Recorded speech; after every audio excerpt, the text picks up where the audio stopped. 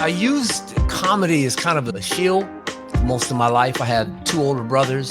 I was the 3rd one, and there were things that went down growing up. I had this really wild imagination because I played mostly by myself. My middle brother is 3 years older than me, and my oldest brother was 7 years older than me. So it'd just be basically me and the dog in the hills, in the suburbs of wonderful downtown Pasadena.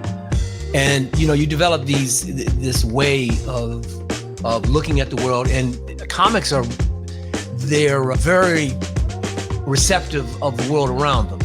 Every comic you've ever known is very particular about how they bring in information, and they do it right away. And they make snap judgments right away. That's part of our deal.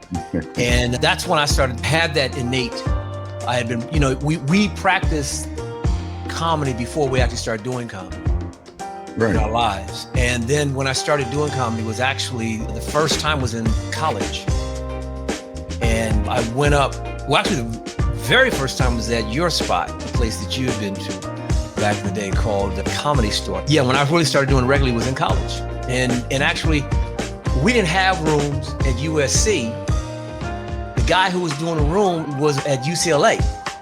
Mm-hmm. And I started up and doing in his room at UCLA, a guy by the name of Chris Spencer. Oh, yeah. Yeah.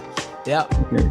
Yeah, and that's where I started. And then the first time I went on stage, I went to the sign up at the Comedy Store. Let me tell y'all something. If you ain't never done this before, the sign up is like this is an open mic night. It's open mic, but it's different. You might get on, and then again, you probably won't.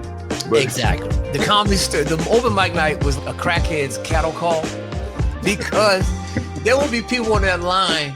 You could just look at them and be, bro, you should not be doing comedy tonight. You should be going to the emergency because, you're bleeding.